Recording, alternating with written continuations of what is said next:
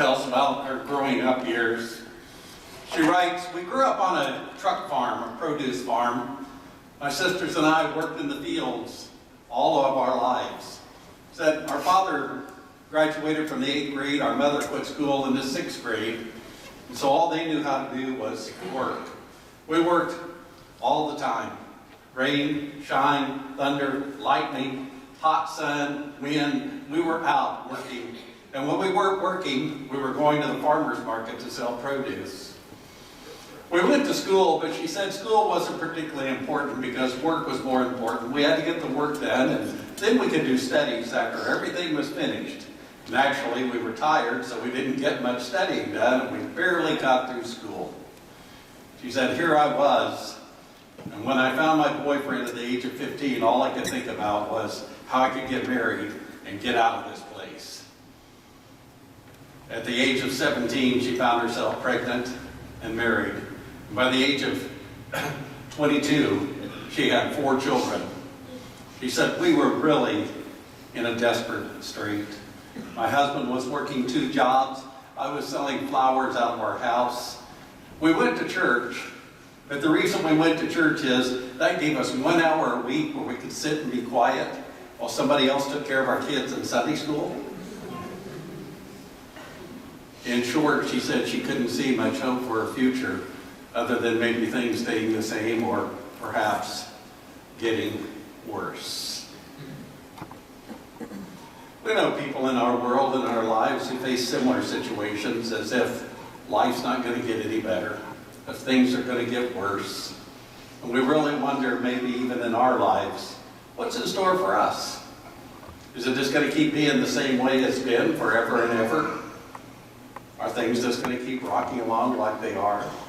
And we hear these verses from the 21st chapter of the book of Revelations. Oh, goody, Revelations, that wonderful book with all these imageries of the end of the world and all these horrible things happening to people, plagues, millennialism, amillennialism, premillennialism, all sorts of stuff in here, the beast and everything. Oh, what a delightful book, full of great images. And then we come to this 21st chapter where the writer says, and I saw a new heaven and a new earth. And then he continues talking about a new Jerusalem. He says, a new Jerusalem came down from heaven. And a voice from the throne said, behold, I am making all things new. One might notice a couple of things in these particular verses. Yes, it says no more crying, no more tears. God will wipe away every tear. But where's this taking place? Well, on earth. God says, I am making all things new, and the vision was a new heaven and a new earth. Now, we think, okay, one of these days, everything's going to come crashing to an end, and God's going to make everything new. However, it must be recognizable, because the vision was of a new heaven and a new earth. It had to be something that could be imaged and imagined. So what is this business where God says, I am making all things new?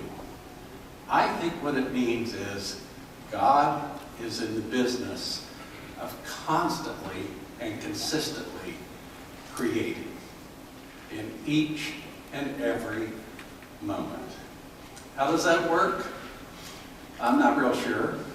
I have this understanding, though, that God and God's love moves into our lives, the life of all creation, inviting us, wooing us, extending invitations to step into newness of life, new ways of living, new ways of loving. I think it's a constant process. Lord, make me an instrument of your peace. Chase my heart, O God. All of these are the same cry, the same desire for a new life. Maybe you say, well, everything's going fine. I hope so. That's nice. But maybe things aren't. Maybe things are not looking good. Maybe things are really not unfolding the way you'd hope they would. Or perhaps you say, hey, can't we go back to the way it used to be? However, we all know change happens. Remind you of William Bridges' book, Transitions. He wrote it about 30 years ago. And he talks about there's a difference between change and transitioning. Change is what happens to us. We know that. We know life changes. Events happen. Things come into our lives that we don't want, don't desire. Sometimes things happen that are good, and we say, wow, I like this. Transitions is the way we deal with the change.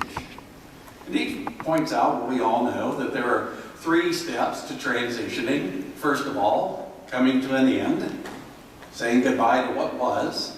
Then the middle phase, he says, of this confusion, this time of trying to figure out what in the world's going on. And then the third part is stepping into the new. He says a true transition has an ending, a middle, and a new beginning. I think that's what is going on in this 21st chapter of Revelations. The old has passed away, and the new is coming. I am the Alpha and the Omega, the beginning and the end. I am involved in the whole process of change and transformation. But are we willing? A good number of us don't like that ending business. In fact, we spend a lot of time denying it. We try to hang on. Yeah, that middle part is very confusing. But unless we're really willing to say, the former things are past, and we are moving into a new beginning. It may be forced on you. There are those of us here that have that experience forced on us. Let me give you a great example. We have young people now who are going to finish elementary school. They're going to go to middle school. We have young people who are finishing middle school. They're going to go to high school. People are finishing high school. Maybe they're going to go to college or another new occupation. It's forced on them. If you're in the 8th grade this year and you're finishing 8th grade, you're more than likely going to go to high school next year. You may say, I really kind of like middle school. I'd like to just stay there. Can't I just do 4 years more right there in middle school? It was fun. I like my teachers. I like my friends. Let's just stay there. And the answer is, well, in a word, no. Maybe as an 8th grader, you're thinking, oh my goodness, what's going to happen? And spend the summer worrying about what's high school going to be like. What will my teachers be like? What will the classes be? Will I be able to do it? And what about the people there? I don't know all the people there. I knew everybody in middle school, but I don't know everybody in the high school. I know some of the people. In fact, I know some of those juniors, and they're scary.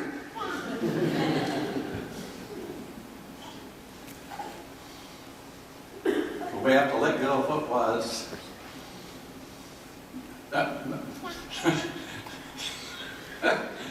You're a senior already. Know that. Present company excluded. But we're in that middle part and then a new beginning. And you say, wait, that's not where I am, John. Well, maybe we need to be. There's a process of saying, I'm going to think about my life. I'm going to examine what's really going on. And I'm going to stop doing life as I have been. And I'm going to start all over again. Tess Marshall goes on to say that she got involved in that church primarily because they could go sit for an hour and let somebody else take care of their kids. But she said she got started playing on a softball team. And one of the ministers was the coach of the softball team. And he said, you need to go back to school. And she said, well, I'm not smart enough to go to college. And the coach said, the minister said, well, yeah, I think you can. You're smart enough. And kept talking to her and finally convinced her to sign up for a couple of classes at the college. One of them was how to study, and the other one was what to make of your life. She said she signed up for 2 classes. They went to the campus, looked around, and said, this is where you're going to be, this is where you're going to go. And she said, I did it. I signed up for 2 classes. I did really well. And 9 years later, I got my degree. But that was just the beginning of her new beginning. As her children got a little bit older, she went back to school full time, got her degree in psychology, opened a counseling practice, and began a brand new life. Now that's not a hugely dramatic story, but it's a powerful story because it says to us, no matter who we are, how young we are, or how old we are, we can move from where we are to where God's calling us to be. I believe one of the most powerful ways God shows love to us is in God's action of ongoing creation and creativity.